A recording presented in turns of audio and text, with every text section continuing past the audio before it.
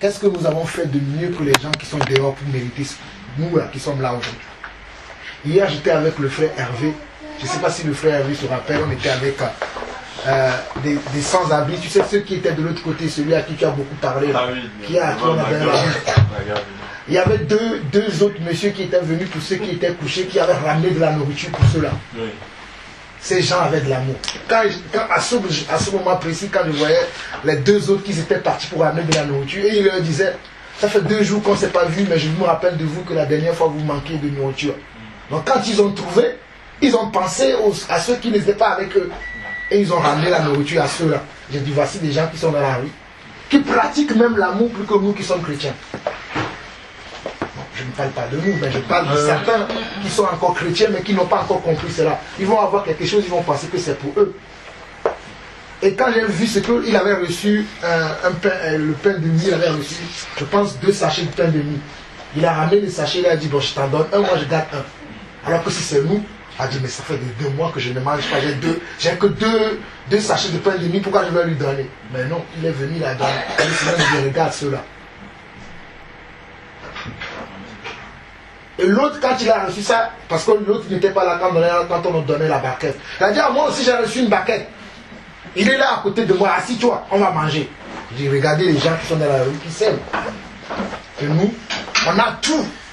Mais on n'a pas. Parce que des fois on se dit, si je donne tellement aux frères jeunes, je vais en manquer. On pense qu'à cela. Mais alors que ceux qui sont dans la rue, pour eux, c'est Dieu qui les nourrit tous les jours. Ils ont compris la foi plus que nous, mes amis. Je vous dis la vérité. Nous, on a tout, hein, mais on se dit, si je donne, je vais en manquer. C'est pour ça qu'on n'aime pas donner. Et je ne parle pas simplement du don, donner quelque chose. Je parle du don de donner son temps pour quelqu'un. Donner sa vie, donner sa sagesse, son intelligence. Des fois, il y a des choses qu'on connaît. Il y a des gens qui connaissent même des astuces au niveau de la France pour que quelqu'un puisse avoir une formation, avoir un travail. Je dis non, si je lui donne le tuyau, là, il va avoir un travail. Il ne le dit pas. Ce n'est pas normal qu'on puisse vivre comme ça. Alors que le vrai amour, l'amour de Dieu, voudrait que tu quittes tout pour les autres. C'est pour ça que Jésus a dit que celui qui veut m'aimer, il doit oublier sa vie. Il doit abandonner sa vie. Alors que celui qui voudra aimer sa vie plus que moi, ne sera pas digne de moi. Aujourd'hui, on aime notre vie. On aime notre confort. Mes amis, comme le frère a dit hier, il m'a dit ça quand on allait dans le train. Il a dit que tu as oublié de dire encore quelque chose. Et je vais le dire ce matin. Nous avons encore marqué un grand point dans le ciel hier. Amen, amen, amen. Non pas parce qu'on a fait cela pour montrer aux hommes que, parce que la plupart du temps, les gens quand ils font des choses, ils veulent montrer aux hommes qu'ils font quelque chose. Mais nous, ce n'est pas ça qui a été notre motivation. Et je bénis beaucoup le Seigneur qui a poussé notre mère, qui a eu cette idée après que nous tous on a embrassé. Je ne savais même pas que le frère avait dit, j'ai vu le frère, le frère a quitté là-bas pour venir ici. Ah, il y a quelque chose qui se passe. Même la soeur là qu'on n'a jamais vue, la soeur Yonel, à cause de cette occasion, on l'a vue hier. Et elle était même malade. Mais Dieu a fait un miracle pour qu'elle soit là. Et c'est très important les choses comme ça. Je ne sais pas, comme on dit que comme certains pensent que dans le ciel, Dieu est en train de nous construire une maison charnelle. Mais si c'était le cas, hier Dieu a mis des nacos, je ne sais pas comment. Ah non, si cette maison-là, si c'était le cas, Dieu a mis des vitres en or hier. Parce que c'est bien, quand je nous voyais, je dis, mais voici, c'est ça. En plus, il faisait froid hier. Wow, quand on était à Gare de l'Est, vous ne pouvez pas imaginer comment j'avais froid, malgré les chaussettes que ma mère et maman m'avaient données. J'avais envie de pleurer, mais j'ai dit, mais si les frères sont là, mais il faut que moi aussi je sois là. J'avais envie de tout abandonner, mais quand je voyais le frère Georges, qui est le plus frileux entre nous, mais qui était là, et dit, non, mais donc c'est pas le moment. C'est pour ça que je dis toujours que Dieu ne nous a pas appelés tout seuls. Amen. Parce que vous m'avez encouragé hier, si vous ne savez pas. Amen. Peut-être j'ai encouragé aussi quelqu'un, mais vous aussi vous m'avez encouragé. C'est si j'étais seul. Je leur ai dit que j'ai froid, je vais rentrer. Mais vu que je voyais que j'avais froid, que les autres aussi avaient froid, mais ils ne disaient pas qu'ils allaient abandonner. Je voyais Hervé, mais il parlait toujours. Il parlait. Je dis, mais le frère là qui ne parle pas beaucoup, même là, le froid, il parle. Ils sont baptêmes. Moi je vais me taire. Et ça m'a encouragé, je me dis, Seigneur, merci pour cet amour que tu nous as donné. Parce que c'est là que nous commençons. Quand j'ai entendu le frère Georges qui a dit, ah, je vais faire comme maman, oui. J'ai dit, ah, ok, d'accord. Le jour où le frère va dire ça, je vais dire, moi aussi, je participe. Parce que moi aussi, je vais marquer des points, frère. Moi aussi, je veux que le Seigneur me dise ce jour-là, ah oui, tu as donné à telle personne, tu pensais que tu as donné à un sans-abri, mais c'est à moi que tu as donné. C'est ça. C'est ça. C'est pour cela que, ça, c'est la chose que je vais partager, on le connaît déjà. C'est les mêmes choses que nous partageons ces derniers temps. Mais moi, je sais une chose, Dieu ne fait jamais rien pour rien. Si Dieu veut qu'on écoute encore ce que je lui dis, c'est que c'est très important. On va lire à 16, à partir du verset 25 à 29. C'est toujours l'apôtre Paul. Moi, je veux parler de la même chose qu'on a dit le dimanche dernier. Ce n'est pas l'épreuve que nous traversons qui est important. Ce n'est pas les difficultés que nous avons qui sont importantes. Ce n'est pas le rejet que nous pouvons subir des gens qui est important, mais c'est l'attitude et le comportement que nous avons qui peut prouver la différence. On peut être dans une grande épreuve, mais avoir une mauvaise attitude. Comme on peut être sans même une épreuve, et avoir aussi un comportement indigne. Mais c'est notre comportement dans l'épreuve, dans la tribulation, face à l'adversité, face au problème. C'est ça qui va prouver que nous sommes véritablement enfants de Dieu. Hier, j'entendais un frère qui disait à un monsieur, et le Seigneur m'a dit que ce n'est pas ça l'évangile. Il disait à un monsieur, si tu veux croire à Jésus aujourd'hui, ta vie va changer. Même cette nuit-là, Dieu va faire quelque chose. Et Dieu m'interpellait, me disait non, c'est pas ça. Parce qu'on nous a tellement vendu cet évangile-là, que quand tu crois à Jésus, tu vas avoir un bon appartement. Mes amis, c'est faux. Plutôt quand tu vas croire en Jésus, tu vas être dans la rue parce que tu as cru en Jésus. On nous a tellement dit, tu crois en Jésus, tu vas avoir un bon mari. Mes amis, ça, ce n'est pas le message. Parce que tu vas croire en Jésus, même ton mari ou bien ta femme va te détester parce que tu as cru. S'il n'a pas encore le Seigneur, bien sûr. Mais généralement, quand on va évangéliser, on va dire aux gens, crois au Seigneur, tu verras. La personne nous dit qu'il est sans papier. Non, t'inquiète pas, crois, le Seigneur va te donner les papiers. C'est faux. Jésus n'est pas un magasin. Il te donnera les papiers, bien sûr. Mais il faut d'abord que tu crois, tu acceptes le sacrifice qu'il a fait à la croix pour toi. C'est la première des choses qu'on doit dire aux gens. Croyez que Jésus est mort à la croix pour vous. C'est simplement ça. Parce que c'est ça, c'est ce qu'il dit dans Matthieu 6. Cherchez premièrement mon royaume. Et les autres choses vous seront données par-dessus. Nous allons maintenant présenter quoi? Les autres choses. Sans présenter l'élément le plus important. Accepte que Jésus est mort à la croix pour toi. Qu'il a pris les coups que tu devais prendre. Les insultes que tu devais prendre, lui l'a reçu. Et croyez-moi, Jésus en a reçu beaucoup. Beaucoup d'insultes, beaucoup de coups, il en a reçu. Et c'était les coups que vous et moi, nous devons recevoir. C'est pour cela qu'aujourd'hui même, quand nous sommes dans une difficulté, quand nous sommes dans une épreuve, nous devons voir l'épreuve que le maître a subie, mais qui n'a pas lâché. C'était une épreuve difficile. Croyez-moi, lui-même, il a prié combien de fois? 3 fois. Lui-même qui était Dieu, il a prié 3 fois, Seigneur, s'il est possible. Ça, c'est la bonne attitude. Nous, aujourd'hui, dès qu'il y a ça, Seigneur, comment tu permets que moi qui suis ton enfant, je prie tous les jours, je jeûne, pourquoi j'ai ce problème-là? Jésus n'avait pas eu cette attitude-là. Il a juste simplement, ça c'est la bonne attitude. Il a dit, Seigneur, je reconnais que c'est Dieu. S'il est possible, éloigne. Mais s'il n'est pas possible, que ta volonté se fasse. Nous allons évangéliser. Ben, si c'est la possibilité, si c'est que Dieu veut que ces gens soient dans la rue, qu'est-ce que tu en sais, toi? Pour lui dire maintenant, crois, tu vas avoir un logement. C'est ça, quand les gens n'ont pas de logement, eux ils m'ont dit de croire, je vais avoir un logement, j'ai cru, je n'ai pas de logement. On a prêché le faux évangile. Ce n'est pas là le message. En tout cas, que celui qui a des oreilles pour saisir ce que l'Esprit veut dire, qu'il saisisse. Lisons la parole. Vers le milieu de la nuit, Paul et Silas priaient et chantaient les louanges de Dieu, et les prisonniers les entendaient. Comment quelqu'un, quand je lis cette histoire m'a toujours sidéré. Comment quelqu'un peut-il être en prison? Non pas parce qu'il a volé, non pas parce qu'il a commis un meurtre, parce qu'il faisait quoi? Il faisait la volonté de Dieu. On l'attrape, on l'amène en prison. Déjà, il n'est pas versé comme certains d'entre nous. Généralement, on va se dire, mais Seigneur, pourquoi je te sers? Je suis même dans ta volonté. Et c'est moi qu'on critique sur tous les chaînes de télévision. C'est moi qu'on amène sur tous les plateaux. C'est moi qu'on veut maintenant mettre en prison. Non, Paul n'a pas eu cette attitude-là. La Bible nous dit au verset 26 et au verset 25 que vers le milieu de la nuit, Paul et Silas priaient et chantaient. C'est ce à quoi Dieu nous appelle quand nous sommes en face d'une difficulté, d'un problème, d'une épreuve. On doit continuer à prier et chanter. Surtout, chanter les cantiques du Seigneur. C'est là que nous allons voir le miracle de Dieu. C'est là que nous allons voir la main de Dieu agir. Mais si nous sommes là à morfondre sur notre sort, à commencer à dire, c'est comme si, oh waouh, c'est le Seigneur me disait cela tout à l'heure, c'est comme si on veut dire au Seigneur comme s'il ne sait pas. Le Seigneur sait que tu es chrétien depuis 10 ans. Le Seigneur sait que tu as toujours donné du temps aux autres. Le Seigneur sait que tous les jours tu le pries. As-tu besoin encore de dire au Seigneur, pourquoi je suis ton enfant depuis 10 ans, tu permets que cela m'arrive? Il sait déjà. Voudrait pour toi mieux de dire, Seigneur, si telle est ta volonté, que cela s'accomplisse. Et si telle n'est pas ta volonté, que cette coupe s'éloigne de moi. Parce qu'il y a aussi des choses que nous subissons. Ce n'est pas la volonté de Dieu, mais c'est la volonté de l'autre. C'est pour cela que nous devons être sages dans la prière pour dire. C'est pour ça que Jacques nous dit que nous ne savons pas prier. Il y a des choses qui nous arrivent, mes amis, c'est la volonté de Dieu. Que cela nous arrive. Même si c'est quelque chose qui est difficile à supporter. Mais c'est là. Ce qui s'est passé ici, mes amis, croyez-moi, c'était la volonté de Dieu. Pourquoi? Parce que Dieu avait un plan pour le geôlier et sa famille. Mais il fallait que quelque chose se passe pour que le geôlier et sa famille soient sauvés. Parce que le geôlier et sa famille n'avaient pas reçu Paul. Mais il ne savait même pas qu'il y a un certain Paul qui prêchait Jésus.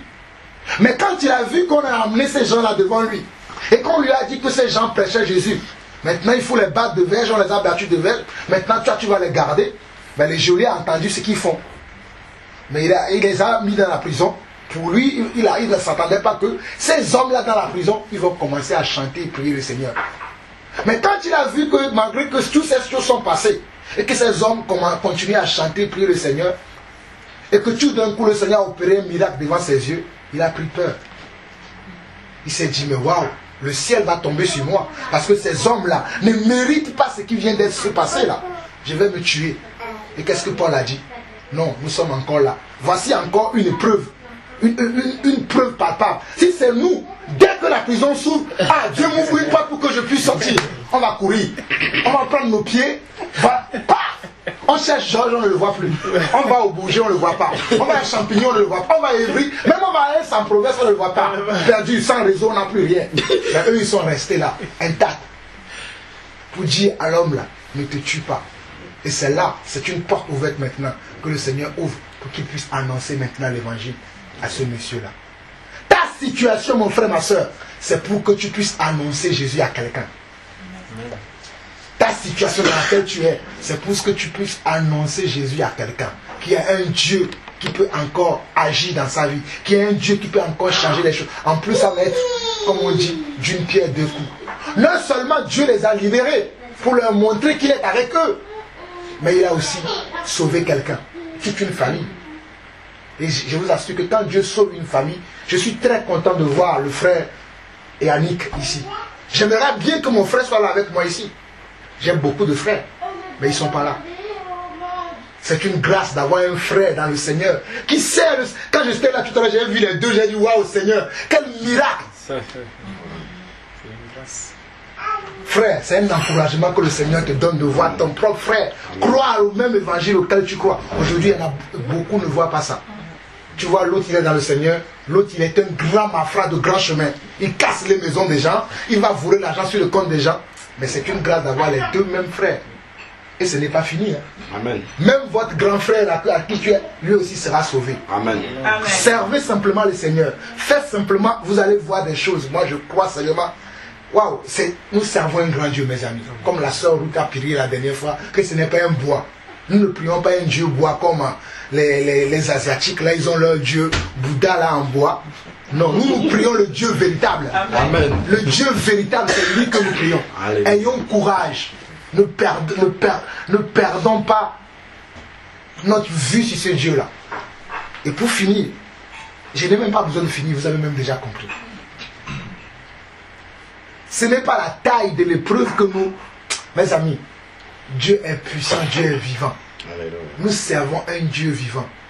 Prions simplement et disons, Seigneur, si c'est ta volonté, certains d'entre nous, nous pouvons recevoir même des courriers de menaces. Vous savez que Dieu ne sait pas que tu reçois un courrier. La dernière fois j'étais là, je dis Seigneur, même hier je suis rentré, J'ai acheté un ordinateur, je bénis les seigneurs. J'avais acheté un ordinateur à ma femme l'année passée, au mois de décembre. Hier, j'étais rentré, elle m'a dit que quand elle était à la cuisine en train de faire à manger, elle avait laissé l'ordinateur, parce qu'elle écoute souvent dans le monde sur l'ordinateur, elle a laissé au salon. Et Emmanuel a fait tomber l'ordinateur, l'écran est cassé. Quand je suis rentré, je la voyais, elle était triste.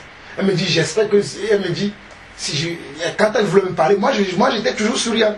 Elle me dit, j'espère que ce que je vais te dire, si je te le dis, tu vas encore sourire. Déjà, j'ai pris un recul. J'ai pris un recul. Dès qu'elle a sorti l'histoire là, le Seigneur m'a fait, toi-même tu enseignes, c'est la souris. Comme tu l'as dit. J'ai continué à sourire. Ma femme était étonnée. Parce que ce serait avant. Je lui ai crié, comment tu peux laisser l'ordinateur que j'ai acheté à 500 € sur la table? Non, j'ai souri, j'ai dit c'est rien. C'est rien ça. Dieu va nous donner plus que ça, ma soeur. Et je lui ai fait un bijou. Elle-même elle était étonnée.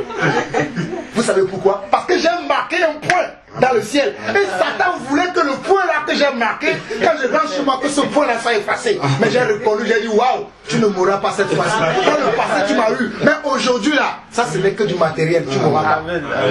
C'est pour ça que je dis, on peut être dans une épreuve, mais c'est l'attitude que nous avons qui est la vraie vie. Donc mes amis, ayons la bonne attitude, le bon comportement quand nous sommes face à l'épreuve, quand nous sommes face à l'adversité de l'ennemi.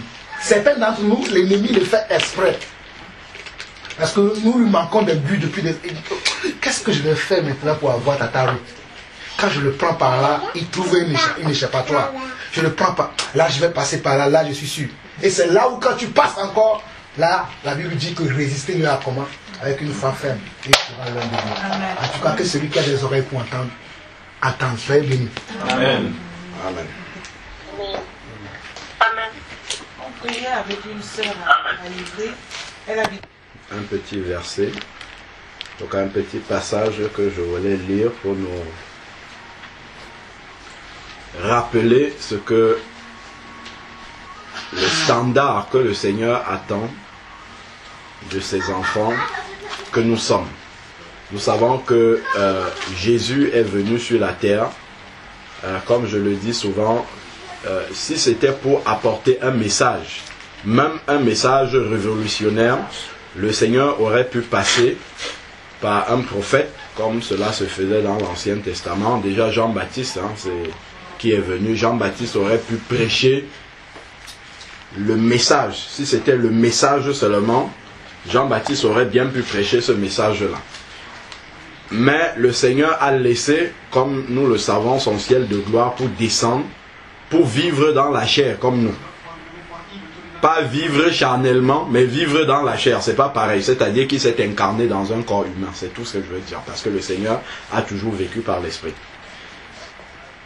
Et donc, puis ensuite accomplir l'œuvre de la croix étant totalement saint. Parce qu'un prophète ne pouvait pas être saint. Donc il fallait qu'il vive la sainteté complètement jusqu'au bout afin de pouvoir racheter des pécheurs que nous sommes.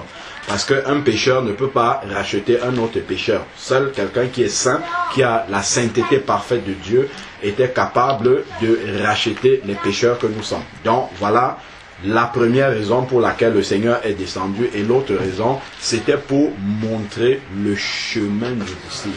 Toujours. Montrer l'exemple parfait sur lequel nous devons nous appuyer pour nous donner un modèle à suivre. Et justement, le Seigneur Jésus a donné plusieurs faces de ce modèle-là. Et toutes ces faces-là, en fait, sont les différentes circonstances que nous allons vivre tout au long de notre vie d'enfant de Dieu. Le Seigneur a vécu toutes ces phases-là. Quelqu'un va dire, quand on rentrait encore, quand on arrivait, autant pour moi, dans la voiture, on parlait du mariage, un peu. On va dire, mais le Seigneur Jésus n'a pas été marié, mais comment est-ce qu'il nous a montré le modèle du mariage? Au travers d'une discussion comme ça, on s'est rendu compte que même certaines facettes du mariage, le Seigneur l'a vécu sans être dans le mariage. On parlait de la difficulté de s'entendre, ainsi de suite. On a commencé, le Seigneur nous conduisait, regardez le chemin de la croix. Regardez tout ce que Jésus a vécu sans parler. Qui s'est laissé amener comme ça jusqu'au bout. Même dans ces choses-là, le Seigneur nous montre l'exemple. Les détails des circonstances ne sont pas les mêmes, parce qu'il n'était pas marié, mais quand même, dans sa marche, il y a des enseignements à prendre. Parce que quelles que soient les circonstances, nous pouvons être enseignés de la marche de Jésus. Bon, c'est pas cet aspect-là que je veux prendre. Je veux lire un autre verset qui nous montre aussi un modèle, en fait, toujours que Jésus nous a laissé. C'est dans Jean chapitre 15, verset 12 jusqu'à 15. Jean 15, verset 12 au verset 15. Il est dit, voici mon commandement. Aimez-vous les uns les autres. Ça, quand même, bon, quand on lit ça comme ça, vous savez, on a tellement entendu l'évangile que souvent, quand on lit comme ça ne nous interpelle plus parce que ce sont des choses qu'on a tellement entendues, c'est devenu presque la routine dans nos oreilles.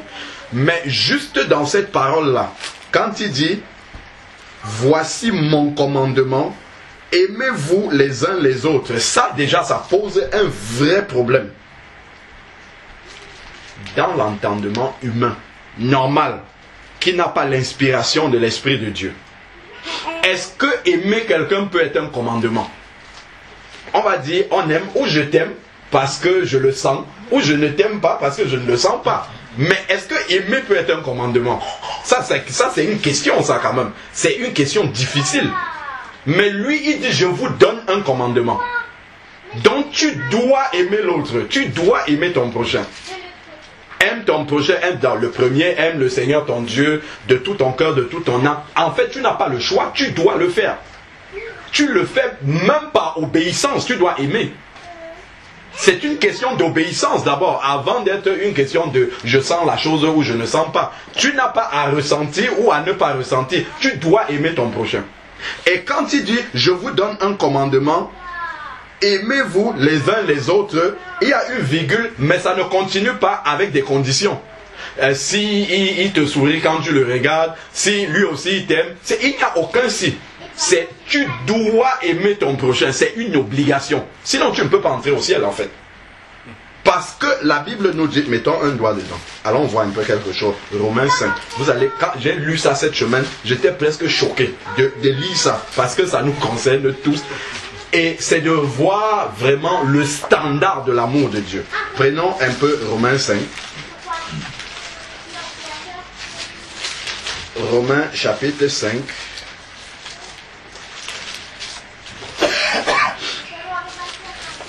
Alors, il dit, regardez, hein, Romains chapitre 5. Je peux prendre à partir du verset 4. Romains 5, verset 4 nous dit, la persévérance... Alors, je crois que ça, c'est un milieu de phrase. Bon, je vais commencer à partir du verset 3 quand même. Donc, bien plus, nous nous glorifions même dans les tribulations. Bon, ça, déjà, ça rejoint le message que le frère a commencé à prêcher tout à l'heure. Nous nous glorifions même dans les tribulations.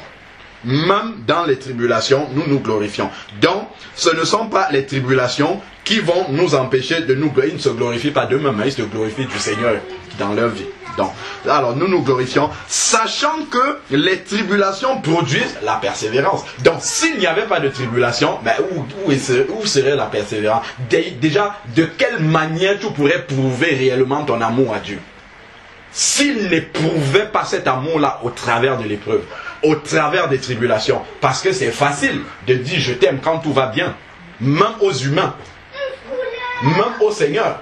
Mais adore le Seigneur quand tu es dans l'épreuve, là c'est autre chose. Ça, là véritablement, tu vas montrer au Seigneur que tu l'aimes profondément. Donc l'épreuve est nécessaire, indispensable pour prouver l'amour de Dieu. Et vous vous souvenez une fois, entre parenthèses, on avait lu un passage là dans le livre d'Apocalypse, c'est juste, je rappelle ça rapidement, où on voit que le Seigneur, après le millénium, où il va enfermer Satan pendant 1000 ans, Après, Satan sera relâché pour un peu de temps. Et on est surpris, mais comment lui là, il est enfermé, mais après on doit le jeter dans le lac de feu. Comment est-ce qu'on le laisse encore pour un peu de temps pour venir séduire les nations?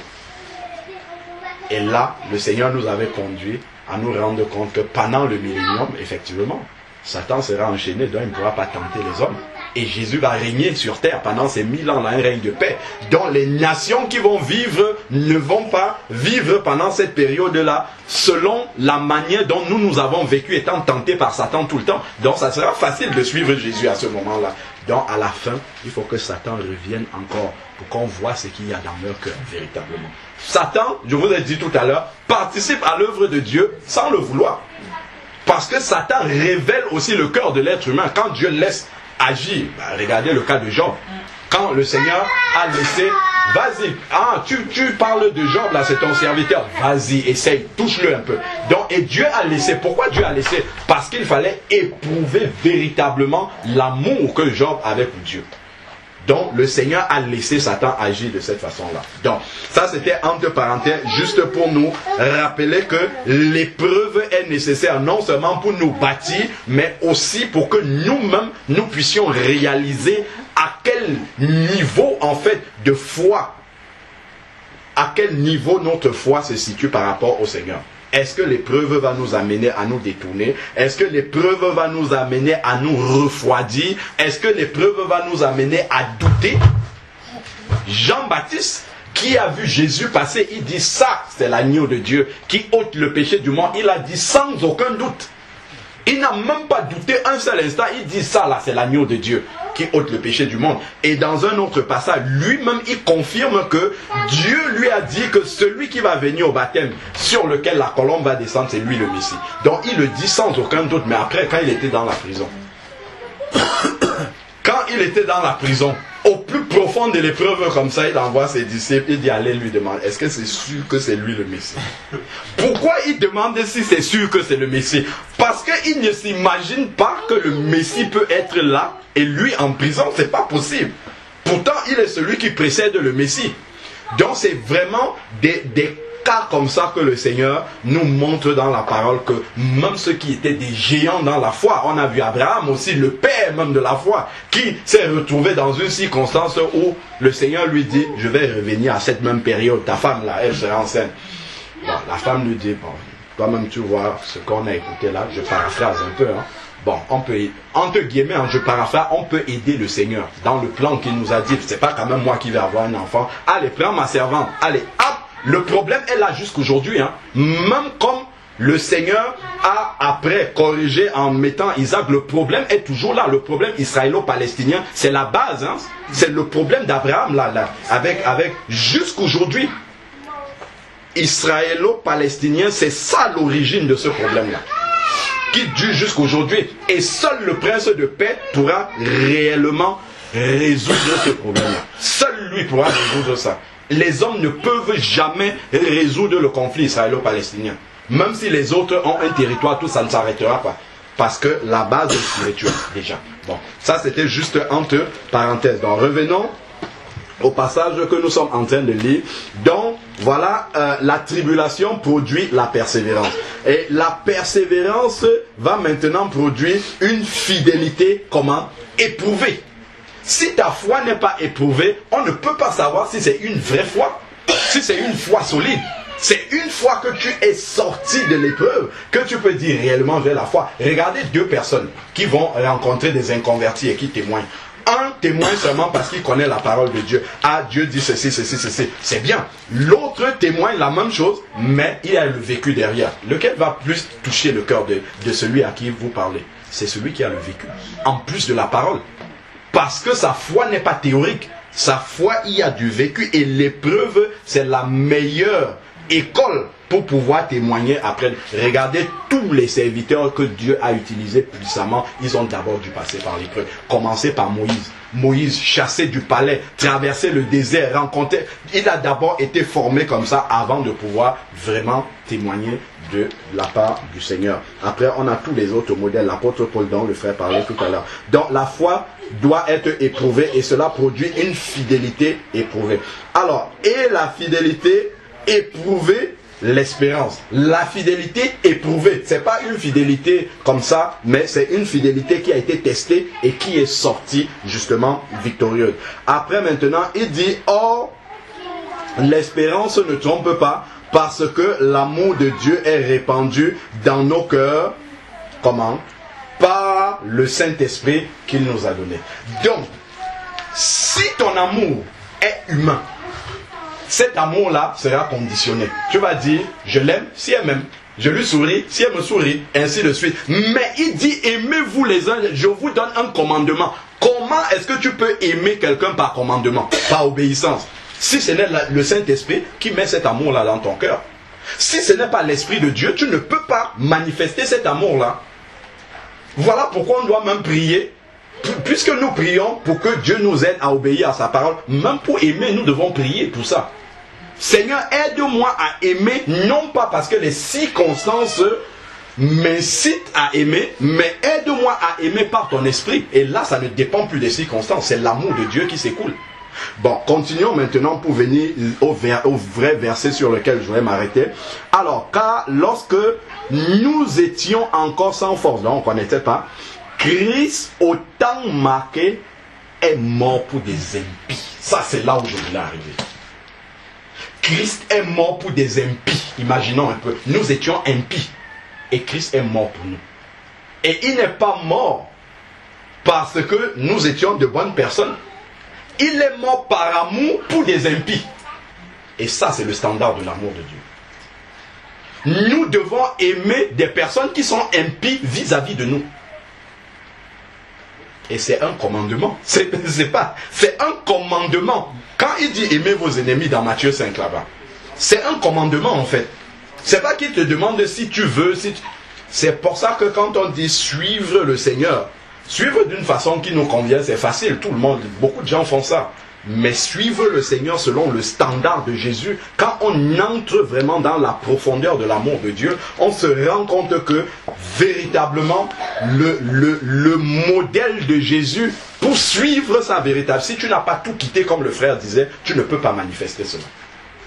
Il faut avoir véritablement tout quitté les choses de ce monde déjà dans ton cœur. Parce que si tu n'as pas quitté les choses de ce monde dans ton cœur, ton amour sera toujours conditionné. Ah, j'ai du mal à aimer cette personne-là. Parce qu'elle a fait ça. Parce qu'elle m'a fait ceci. Parce que... Donc, il y a toujours dans notre amour des conditions. Or, l'amour de Dieu n'est pas conditionné. La preuve, c'est qu'il est mort pour des impies que nous étions. À peine mourrait-on pour un juste. Quelqu'un peut-être aurait le courage de mourir pour un homme qui est bon. C'est-à-dire, est-ce que vous voyez le parallèle avec l'amour?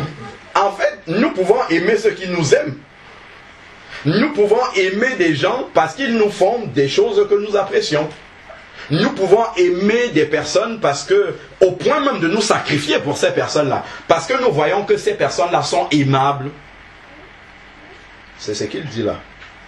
Mais là, il parle jusqu'à la mort. Mais par contre, regardez le verset 8. Mais en ceci, Dieu prouve son amour envers nous, lorsque nous étions encore des pécheurs, dont des impies, Christ est mort pour nous. Donc il a prouvé son amour quand nous étions encore mauvais. C'est là-bas qu'il a prouvé son amour. C'est pas maintenant que, mais il a commencé à nous changer. C'est pas maintenant l'amour que Dieu nous prouve. Ça c'est le supplément. Mais le véritable amour que Dieu nous a prouvé, c'est quand nous étions encore mauvais, il nous aimait déjà. Si chacun balaie sa vie d'avant, quand il ne connaissait pas le Seigneur, vous allez voir que à beaucoup de moments, Dieu vous a épargné des situations. Il vous a sorti. Si je commence mon témoignage, si le frère ou la sœur, n'importe commence son témoignage, vous allez vous rendre compte que ça fait longtemps que Dieu, lui, a commencé à travailler dans nos vies. Même si on ne le connaissait pas. Et c'est à ce moment-là que l'amour de Dieu était au sommet même. Parce que nous ne sommes pas aimables. Regardions tout ce que nous faisions aux autres. Tout ce que nous faisions à la société. Tout ce que nous faisions à notre prochain. Mais Dieu nous aimait déjà. Il nous épargnait déjà. Et c'est cet amour-là qu'il nous demande d'avoir vis-à-vis de notre prochain qui peut-être connaît Dieu ou ne connaît pas Dieu. mais qui a encore du mauvais en lui. Mais Dieu nous demande de l'aimer comme ça. Voilà le standard de l'amour du Seigneur. Verset 8. Mais en ceci, Dieu prouve son amour. Donc nous aussi, nous devons prouver notre amour pour notre prochain quand il est encore mauvais. Nous devons nous efforcer. Nous devons demander la grâce au Seigneur de pouvoir aimer les pires personnes là. C'est elles là que nous devons aimer. Les personnes qui nous font les pires choses. C'est ça là, le Seigneur nous demande. Voilà là où tu vas prouver véritablement ton amour. Et pour ton prochain, et en même temps pour moi. Puisque Dieu dit dans Jean 14 que le fait de prouver celui qui m'aime véritablement, c'est celui qui fait quoi? Qui garde mes commandements, qui obéit à ma parole. Or, il vient de nous donner un commandement là-bas dans Jean 2. Il dit, aimez-vous les uns les autres. Ah, moi je n'aime pas le frère un tel parce qu'il fait ça. Il parle mal, il fait... Mais tu dois l'aimer, c'est une obligation. Ça commence par les frères de l'église, mais nous voyons encore ici que Dieu, lui, l'a prouvé envers les impies, donc ceux qui ne font pas partie de l'église. Il nous a aimés à ce moment-là et il nous demande, comme un commandement, d'aimer aussi. Revenons maintenant à Jean, que nous étions en train de lire, Jean 15, verset 12, je crois. Alors, il dit, continuons maintenant, il dit, voilà, aimez-vous, voici je vous donne mon commandement, ça c'est la clé vraiment, c'est un commandement, aimez-vous les uns les autres, et il y a un modèle. Justement, le modèle c'est la suite de la phrase, comme je vous ai aimé. S'il disait, ici la phrase s'arrêtait, ben chacun peut aimer comme il veut. Bon, je t'aime si jamais tu fais ça. Et il y a même un faux livre. Vraiment, on m'a conseillé, c'est un faux livre. J'en profite pour dénoncer ça. C'est un livre, je ne sais pas si ce sont des chrétiens qui ont écrit ça, mais il y a des pasteurs qui conseillent ça. C'est, comment on appelle ça? Les saints... Je ne sais plus trop comment on appelle ça. Je ne sais pas si c'est les saints fruits de l'amour ou bien... Langage de l'amour. Voilà, merci beaucoup. C'est les 12 ou je ne sais plus combien, je ne sais même pas, je n'ai pas regardé. Les langages de l'amour. C'est en fait, bon, ok, voilà ta femme qui est là. Vous avez des difficultés, vous ne vous comprenez pas. On vous dit, prenez ce livre-là, lisez. En fait, pour que Solange, elle peut croire que tu l'aimes si tu lui offres des cadeaux. Ça, c'est son langage d'amour pour qu'elle comprenne que tu l'aimes. Toi, maintenant, tu peux dire que si vraiment Solange obéit quand je lui parle, ça veut dire qu'elle m'aime. Donc, chacun a son langage et vous faites l'effort que chacun respecte le langage d'amour de l'autre. Mais Dieu, c'est pas ça qu'il nous demande. Parce que là, c'est une façon d'aimer qui évite la croix. C'est une façon charnelle pour éviter la croix. Parce que la croix, c'est que je t'aime malgré ce que tu fais. Et là, tu vas devoir laisser ta chair mourir. Parce que pour aimer quelqu'un, malgré ce que la personne fait, il faut que ta chair aille à la front, vers la croix. En fait, que tu perdes une partie de toi-même. Mais le langage de l'amour, c'est quoi? C'est que moi, de toute façon, pour que je croie que quelqu'un m'aime, il faut qu'il fasse ça. Donc, je ne suis pas prêt à céder du terrain. Je ne suis pas prêt à mourir. Ma chair n'est pas prête à s'adapter, à aimer malgré les circonstances. Donc, voilà comment les hommes détournent la façon que Dieu appelle. Sinon, on aurait pu dire, mais Jésus qui est parti à la croix, mais il est parti... Il n'a pas demandé, mais est-ce que ces gens-là, même ce que je vais faire à la croix, est-ce qu'ils vont même croire? Il est mort pour nous quand nous étions encore pécheurs. Il ne s'est pas demandé, est-ce que même l'acte que est-ce qu'il y a même une personne qui va croire que je suis vraiment mort pour lui? Il ne s'est pas demandé ça. Il est parti parce qu'il fallait le faire.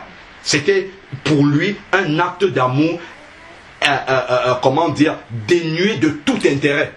Ils ont besoin d'être sauvés, j'accomplis cet acte-là, même si personne à la fin ne reconnaît que je suis monté à la croix pour lui, tant pis, j'aurais quand même fait cela pour eux, par amour inconditionnel. Et c'est ça que le Seigneur nous demande.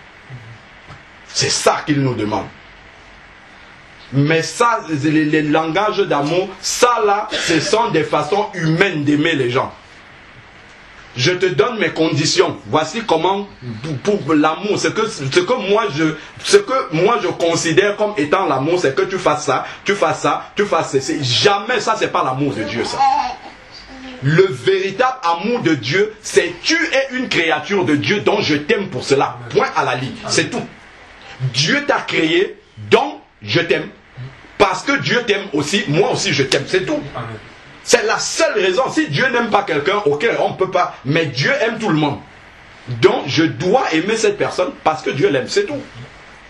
Sans poser mes conditions, il y a ceci, il y a ceci, il y a ceci. Pas du tout. C'est que là, on a détourné justement la croix par laquelle le Seigneur veut que nous passions. Et c'est comme ça que justement on évite dans les couples le travail que le Seigneur veut faire. Parce que le travail que le Seigneur veut faire dans un couple, c'est pour se préparer pour l'enlèvement.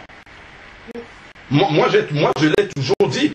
Parce que c'est le meilleur cadre pour que ta croix soit, pour que ta chair soit cisaillée dans tous les recoins.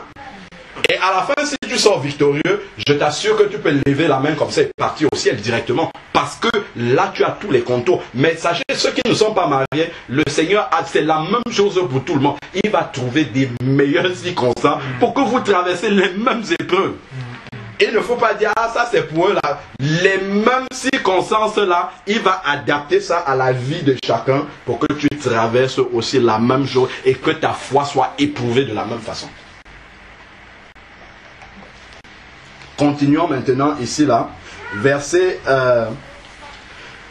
13 maintenant. Donc, la fin du verset nous disait, comme je vous ai aimé. Donc nous avons le standard de l'amour de Dieu. Le standard de l'amour de Dieu est celui-ci.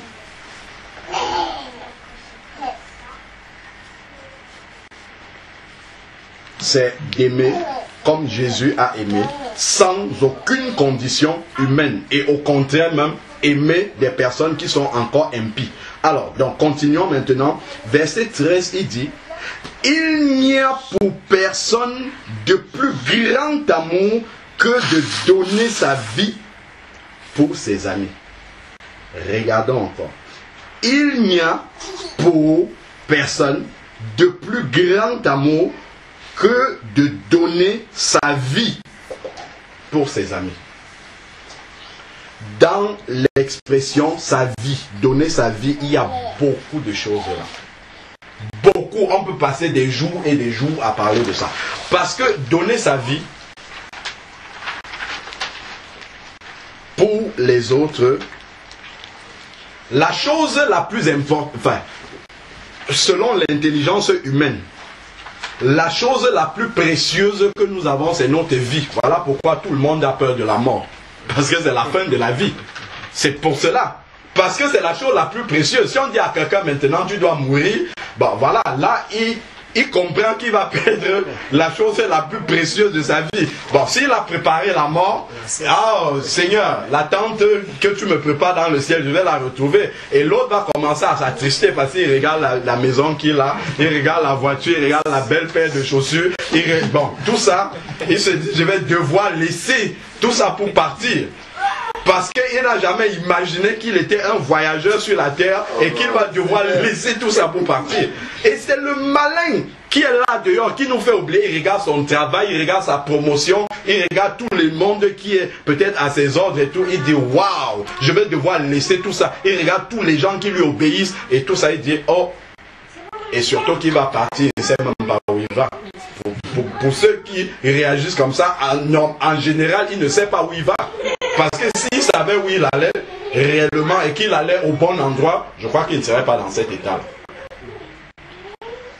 Aimer sa vie. Donner sa vie pour ses amis. Donc nous donnons ce que nous avons de plus important, de plus précieux pour les autres. Pour ses amis. Qu'est-ce que j'ai de plus précieux? Qu'est-ce qui me coûte réellement? C'est en donnant cela aux autres que réellement je prouve que je les aime. Il y a beaucoup de choses qui nous coûtent et souvent les choses que nous ne soupçonnons même pas sont celles qui nous coûtent. nous pouvons croire que c'est de l'argent. Oui, si je n'ai qu'un peu d'argent et que je donne tout à mon frère, là c'est quelque chose qui me coûte. Si j'en ai beaucoup et que je lui donne un peu, bon, ça ne me coûte pas énormément, mais bon, c'est quand même un geste d'amour, mais ce n'est pas encore le standard de donner sa vie même.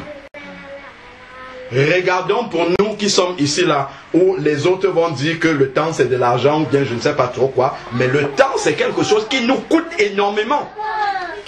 Donner son temps pour les autres, abandonner son temps pour les autres, c'est quelque chose de déjà très coûteux pour nous.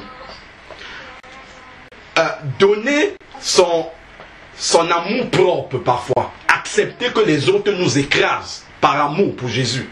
Ça, c'est quelque chose qui nous coûte énormément. Parce que la chair a toujours, veut toujours s'exprimer, dire j'existe, répondre. Mais souvent, quand tu es agressé, quand tu es humilié, te taire comme ça, comme Jésus quand il allait sur la croix. Comme une brebis qu'on mène à la boucherie, rester comme ça tranquillement et accepter d'être humilié comme ça par motif de conscience pour l'amour de Jésus. Pour l'amour de l'autre même, c'est quelque chose qui nous coûte énormément. Je vous assure que c'est le sommet même de la croix sur la terre. Parce que Dieu, peut-être pour certains qui sont, je ne sais pas moi, en Iran, au Pakistan, ils vont devoir aller jusqu'à donner leur vie physique. Mais pour la plupart d'entre nous, ce n'est pas la vie physique qu'on va donner. Mais c'est la chair, en fait. C'est la chair. On va devoir accepter que la chair soit cisaillée comme ça là. Et que tu dis yes. Voilà. Non, on ne me fait pas ça. Si, on va te faire ça. Moi, on ne me parle pas. On va te parler. Tu vas accepter. Tu vas supporter qu'on te parle comme ça. Et là, l'esprit de gloire du Seigneur va se manifester. Va grandir en toi. La nature de Jésus même va grandir en toi. Et tu verras que la parole même que tu prononces aura la puissance de la parole de Jésus. Parce qu'à l'intérieur de toi, il y a des choses qui seront travaillées le caractère même de Jésus sera travaillé profondément. Mais si tu n'es pas passé par la croix, si tu n'es pas passé par ce brisement-là, si tu n'es pas passé par toutes ces étapes-là, ta parole n'aura pas la puissance de la parole de Jésus. Il manquera quelque chose. Tu peux connaître théoriquement la parole de Jésus, mais ta parole n'aura pas la puissance. Quand Jésus parlait à quelqu'un, la personne... Et regardez, il y a un passage où, quand Jésus arrive à côté de la barque, je crois que c'est Pierre, c'est dans Luc, je ne sais plus combien, où Pierre dit, retire-toi de moi, parce que je suis un homme pécheur. Il se rend compte que seulement la présence de cet homme-là à côté de lui, il ne mérite pas d'être là, il faut qu'il s'éloigne. Et c'est ce à quoi le Seigneur veut que nous arrivions. Mais bien souvent, la chair est tellement maligne qu'elle évite par beaucoup de comment dire, par beaucoup de contournements à ne pas accepter de mourir. Et ça, c'est une chose que nous laissons notre chair nous diriger, mais en fait, qui diminue la puissance qui doit se manifester au travers de nous. Nous savons que celui-là qui souffre de cette façon, qui passe par ce chemin véritable-là, l'esprit de gloire après repose sur lui. Et c'est quoi cet esprit de gloire? C'est vraiment la puissance de Jésus que tu dégages. Et cette puissance-là commence par se manifester par la parole. Et dans cette parole-là, ce n'est pas les mots que tu utilises. Ce n'est pas la sagesse que tu utilises, mais c'est qu'il y a la puissance de l'esprit qui accompagne ces paroles. L'apôtre Paul dit dans 1 Corinthiens 14 qu'il préfère dire 5 paroles avec son intelligence que 10 000 paroles en langue. Parce que avant que les 5 paroles, comment dire, avec son intelligence qu'il va donner n'arrivent, elles sont chargées de la puissance du Saint-Esprit. Quelques paroles, mais qui touchent. Quelques paroles qui brisent le cœur. Pas qui brisent le cœur, mais qui sondent le cœur. Voilà. Qui sont les profondeurs même du cœur. Mais il faut d'abord que le Seigneur te fasse passer par le creuset. Que la chair d'abord meure complètement. Mais pour que la chair meure, le Seigneur il ne force pas en fait la chair. La chair peut dire, moi je ne meurs pas. De la même façon que quand Jésus était sur la croix, les uns et les autres lui ont dit, si tu es le Fils de Dieu, descends. De la même façon, quand notre chair doit mourir, le malin qui, lui, envoie ses directives, toujours, Dieu envoie les directives, l'esprit reçoit. Le malin envoie les directives, la chair reçoit. Donc, le malin est toujours là pour dire à la chair, ne meurs pas. Attends, toi-même, est-ce que tu penses qu'un chrétien doit, c'est pas ça, est-ce que le chrétien doit accepter jusqu'à ce point-là? Non, toi aussi, réagis. Et là, maintenant, quand tu réagis, ça c'est Jésus qui est descendu de la croix. Mais Jésus n'est pas descendu de la croix, parce qu'il a montré le modèle jusqu'au bout. Il est mort à la croix. Il n'est pas descendu de la croix. Mais nous, bien souvent, dans ces moments-là, la chair dit, oh non, vraiment, moi, mes limites là, j'ai atteint mes limites, je vais m'arrêter là. Dieu ne me demande pas jusqu'à ce point.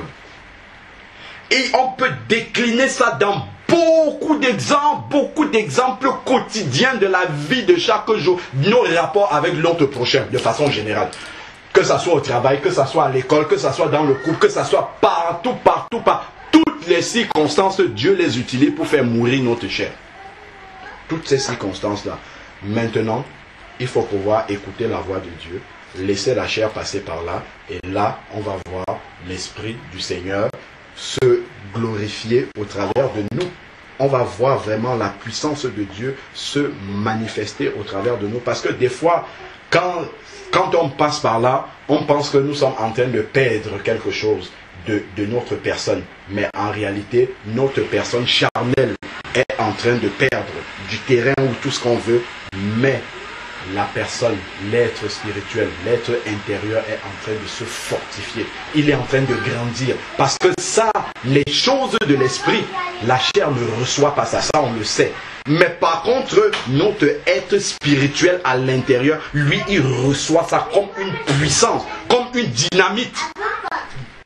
Et là maintenant, quand tu dois manifester la puissance de Dieu, c'est cet être spirituel-là qui s'exprime.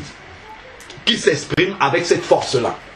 Et là, à chaque fois que tu traverses une véritable épreuve où tu es sorti victorieux, toi-même tu ressens que la grâce et la puissance de Dieu grandit aussi au travers de toi. Et tu peux aider, tu peux édifier les autres.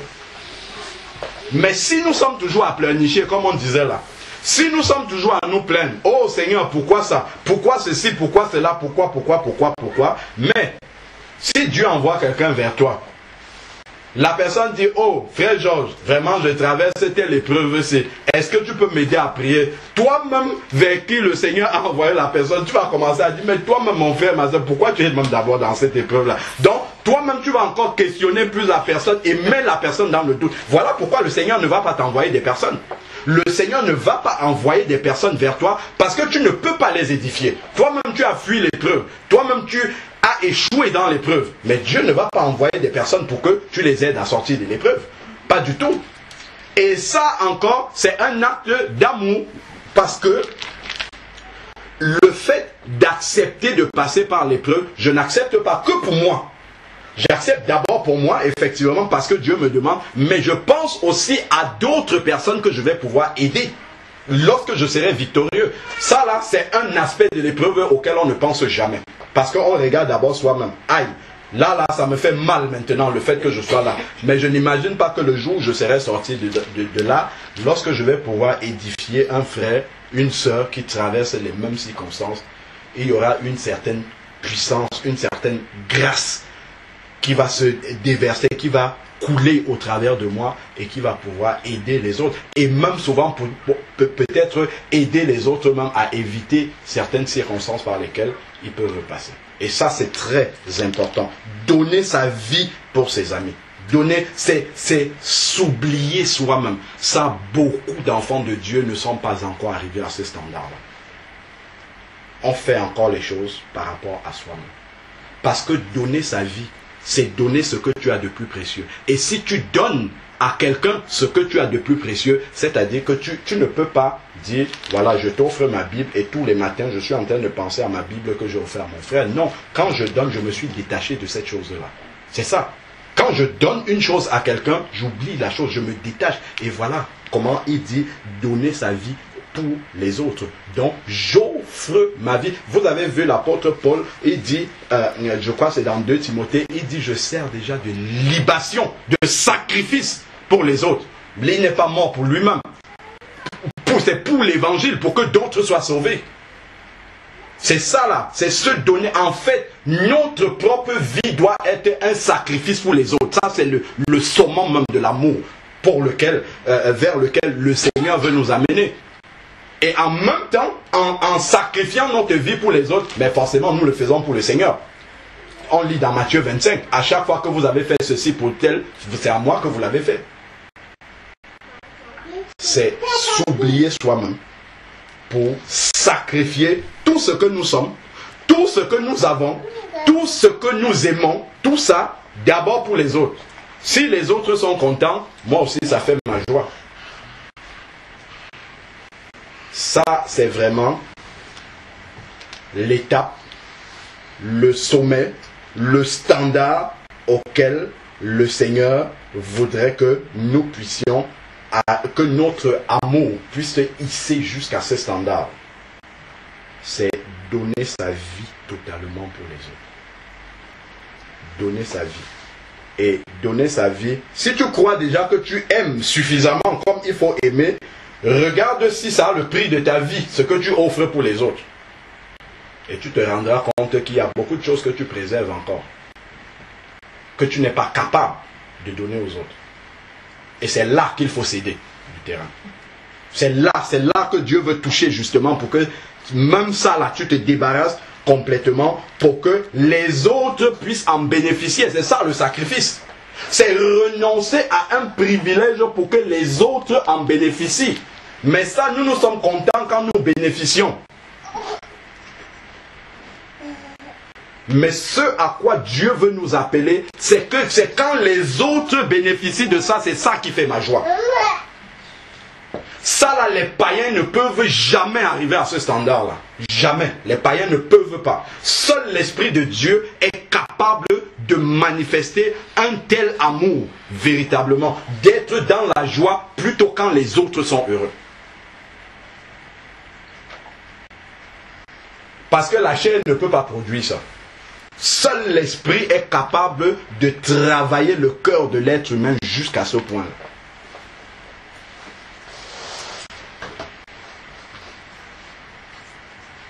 Donner sa vie pour ses amis. Et après, il dit, verset 14, vous êtes mes amis si vous faites ce que je vous commande. La question que je nous pose maintenant et que je me pose en premier, suis-je un ami de Jésus? Si vous faites ce que je vous commande, et juste en haut, verset 12, il a dit, voici mon commandement. C'est d'aimer. Aimez-vous les uns les autres comme je vous ai aimé. Est-ce que moi j'aime comme Jésus aime? Si j'aime de cette façon-là, je suis un ami de Jésus. Sinon, je ne suis pas encore son ami. Peut-on être un peu ami de quelqu'un? Je ne sais pas. Ou on est ami, ou on est... Pas du tout. Voilà. Voilà, véritable. C'est ça la vérité en fait. Est-ce que je peux être seulement un peu ami? Je garde une partie pour moi et je donne une partie à l'autre? Pas du tout. C'est je donne tout. Donc il dit bien ici là au verset 14, vous êtes mes amis si vous faites ce que je vous commande. Si vous aimez comme j'aime, sans condition. Sans dire que c'est ça qui fait en sorte que je dois aimer. Non, pas du tout. Si tu donnes ta vie totalement pour les autres, les choses qui te coûtent le plus, c'est ça que tu donnes aux autres. Là, tu es dans l'obéissance. Tu es dans l'obéissance au commandement de Jésus. Et en même temps, tu es directement un ami de Jésus. Et maintenant, si tu es un ami de Jésus, verset 15, je ne vous appelle plus mes serviteurs, parce que le serviteur ne sait pas ce que fait son maître. Je vous ai appelé mes amis. Pourquoi il les a appelés ses amis? Parce qu'ils ont gardé ce commandement. Garder ces commandements, et en principe, le premier qui est là, au-dessus, ils ont aimé, ils s'aiment les uns les autres, comme le Seigneur les a aimés. Sans condition. Même quand ils étaient encore impies. De la même façon, ça s'adresse à nous, directement. Et il dit, je vous ai appelé mes amis, parce que tout ce que j'ai appris de mon Père, je vous l'ai fait connaître. Voilà ce que ça entraîne maintenant. Maintenant que tu peux aimer l'autre comme Jésus l'aime, sans condition, sans intérêt. Si tu te donnes totalement, tu donnes ta vie pour les autres, donc tu obéis au Seigneur, qu'est-ce qui va arriver? C'est que Jésus va t'appeler son ami, et s'il t'appelle son ami, c'est quoi la suite? C'est qu'il va te faire connaître tout ce qui je vous ai appris, tout ce que je vous ai appris de mon Père, je vous l'ai fait connaître. C'est que la révélation de Jésus va grandir dans ta vie. Voilà le but final. C'est pour ça que je parlais de l'épreuve que tu acceptes et dont tu sors victorieux. Et après, Dieu t'envoie des personnes parce que tu peux exhorter comme Dieu lui-même aurait fait. Voici une des clés de la croissance, la véritable révélation de la parole de Dieu. Dieu ne peut pas révéler sa parole à quelqu'un pour que la personne soit simplement orgueilleuse et dit moi je sais ceci, je sais ceci. Non, ce n'est pas ça. C'est que plus tu vas obéir au Seigneur, plus le Seigneur va se révéler à toi. Plus tu vas garder ses commandements, d'ailleurs il le dit. Plus il va, je crois alors,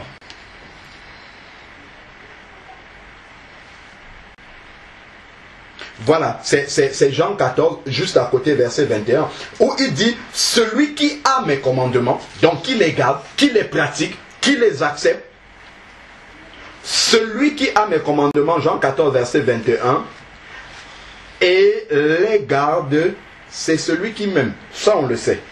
Mais on oublie la conséquence qu'il y a derrière. Celui qui m'aime sera aimé de mon Père, moi aussi je l'aimerai. Et quoi? Je me manifesterai à lui, je me révélerai à lui. Dieu va toujours se révéler davantage à celui qui obéit à sa parole. Amen. Toujours et toujours et toujours. À quoi ça sert à Dieu de se révéler, de te dire, voilà tel passage, c'est comme ça, si tu ne vas pas obéir? Ça ne sert à rien. Ça ne sert véritablement à rien. Pourquoi il te le révèle? Parce que tu vas obéir. Et quand tu vas obéir, les gens auront un exemple d'obéissance de la parole de Dieu. Amen. Au travers de ce qu'ils vont voir dans ta vie. La manière dont tu marches. Ça sera un témoignage vivant. Ta vie sera une prédication en fait pour les autres. Voilà pourquoi Dieu va davantage se révéler à toi. Souvent nous recherchons juste les révélations. C'est vrai, il faut lire la parole de Dieu. On est là, on n'obéit pas, mais on veut savoir. Ah, ceci, comme le frère qui était le jeune qui était à Aix là-bas, qui nous posait des questions. Ah, les 7 sceaux, en fait, il n'est pas baptisé encore, il n'est pas né de nouveau, mais il pose des questions sur les 7 sceaux. Ça lui sert à quoi de savoir qu'est-ce qu'il y a dans les 7 sceaux, les 144 qui sont marqués? À rien du tout. Il n'est pas sauvé encore, mais il pose déjà ces questions-là. Non! Dieu va te dire, obéis d'abord, passe dans les eaux du baptême. Amen. Première chose, une fois que tu seras passé dans les eaux du baptême, je commence par le début et je t'apprends les choses selon mon planning. Je ne vais pas commencer à te révéler l'Apocalypse alors que tu n'as pas encore aimé ton prochain. À quoi ça sert? À rien du tout. Ça va juste te servir à t'enorgueillir, c'est tout. Donc, voilà vers quoi le Seigneur nous amène à la suite de l'épreuve. Vous avez vu tout le cheminement par lequel il passe. J'avais envie de dire simplement, mais c'est la plus grande chose, c'est qu'il se révèle à nous. Davantage. que la révélation de Jésus grandisse en nous, non pas pour faire enfler la connaissance, mais au contraire pour manifester la nature de Jésus et que les autres aient un exemple sur lequel ils peuvent voir, vivre justement Jésus encore aujourd'hui. Souvenons-nous toujours des Grecs qui ont débarqué à Jérusalem et qui disent à Philippe, nous voudrions voir Jésus. Aujourd'hui, la société, les chrétiens même, veulent voir encore Jésus. Voir Jésus au milieu. Moi j'ai envie de dire, quand je vois Hervé comme ça, le frère disait tout à l'heure, quand je voyais mon frère parler, ça me motive encore davantage. Ça m'encourage encore davantage. Quand je vois la grâce de Dieu se manifester au travers de comment mon frère parle, je suis encouragé. Moi je vous disais hier, moi j'ai jamais prêcher dans le train, mais quand j'ai vu mon frère prêcher, j'entends toujours dire ça. Mais c'est le frère Jean-Paul avec lequel je suis qui est en train de prêcher comme ça dans un métro. Mais qu'est-ce qui m'empêche de faire la même chose?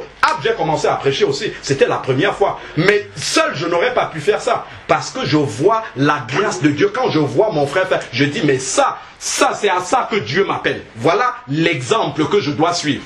Et là je suis directement cet exemple-là.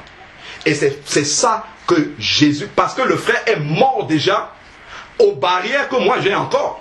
Quand je vois mon frère qui est déjà mort à ces barrières-là, je dis, mais pourquoi moi aussi je n'accepte pas de mourir à ce niveau-là? Allez, hop, mort une bonne fois pour toutes, et puis c'est bon, je passe de l'autre côté. Mais c'est ça, c'est sur ces exemples-là qu'on le voit. Hein. Voilà, le frère aussi disait, moi je n'ai jamais évangélisé comme ça, mais je vois tous mes frères avec qui je suis, ils sont à l'aise, mais moi aussi je vais parler. Allez, hop, la barrière, la glace est tombée, et puis il passe. Voilà un cap qu'il a passé. Pourquoi? Parce qu'il a vu des exemples. Il a vu manifester ce que Jésus lui demande de faire. Mais c'est pas aujourd'hui que Hervé a vu qu'il fallait évangéliser. Il lit ça depuis, dans sa parole. Mais il n'a jamais vu des gens pratiquer ça réellement comme le Seigneur demande. Mais quand il voit ses frères faire ça, il dit, mais oui, voilà la parole. Et voilà des exemples. Mais qu'est-ce qu'il me manque à faire? C'est d'imiter l'exemple que je vois. Hop, je vais aussi le faire. Et tac, il y a déjà une barrière qui est passée. Et c'est une partie de sa chair qui est morte déjà. Lui-même, il a témoigné hier. J'ai passé un cap. Je sens, je ne sais pas lequel, mais j'ai passé un cap. En fait, c'est une partie de toi qui est morte. C'est une partie de ta timidité qui est tombée déjà. C'est sur ces aspects-là que le Seigneur, en fait, laisse qu'on passe par ces épreuves, par beaucoup de choses pour que la chair tombe et que nous ayons des exemples. C'est ça que le Seigneur veut. Les personnes à qui il s'est révélé, quand on voit ça, on dit, ah, vraiment, ça, c'est comme ça qu'il faut être. Je vais faire aussi. Ah, je passe aussi le cap. Et quand on a des exemples comme ça dans beaucoup de domaines, c'est comme ça que Dieu fait grandir son Église en même temps. Parce qu'il y a des exemples dans différents domaines. Chacun a traversé déjà des étapes. Et tout ça, ça fait grandir l'Église. Vous voyez comment, si toi tu refuses de mourir dans un domaine dont je n'ai pas des exemples par toi, si elle aussi elle refuse, ainsi de suite, il n'y aura pas d'exemple dans l'Église. L'Église restera dans la défaite par rapport à ce domaine. Mais si un jour j'entends un témoignage d'une soeur, d'un frère qui a traversé ça, je dis, oh, moi aussi je suis dans la même épreuve, mais comment Dieu a fait grâce à ça? Ça me motive, ça me booste et j'accepte aussi que ma chair meurt. Et là, la croissance spirituelle de l'Église entière en dépend. La croissance spirituelle de l'Église entière dépend de la marche individuelle de chacun des membres de l'Église. Ça, c'est très important, cela. Jésus a montré l'exemple seul. Mais combien de personnes suivent Jésus aujourd'hui? Parce qu'il y a un modèle. Pourquoi moi je veux seulement voir le modèle chez l'autre? Je dois accepter d'être le modèle d'abord moi-même. C'est ça ma première motivation. Bon, si j'ai été bloqué quelque part et que Dieu a utilisé mon frère, gloire à Dieu, lui il va me débloquer et puis on va avancer comme ça. Ça, c'est vraiment quelque chose de fondamental, d'important, le standard vraiment que le Seigneur nous montre dans différents domaines. Là, on parlait de l'amour, on parlait de l'épreuve. Il y a encore beaucoup de domaines dans lesquels le Seigneur nous